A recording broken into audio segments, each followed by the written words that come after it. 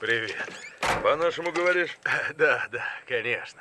Я говорю. Ясно, это хорошо. Ты сперва документы его проверь.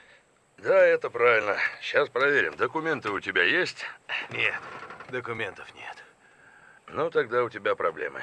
Мы с Тощим Джеем назначили себя защитниками этой приграничной полосы. Официально, неофициально. Нам нужно взглянуть на твои документы. Вдруг ты мусульманин какой-нибудь? Ну, ах да, кое-что у меня есть. Салам алейкум. И отдай мне пушку. Давай сюда. Грасис. Молиться умеешь?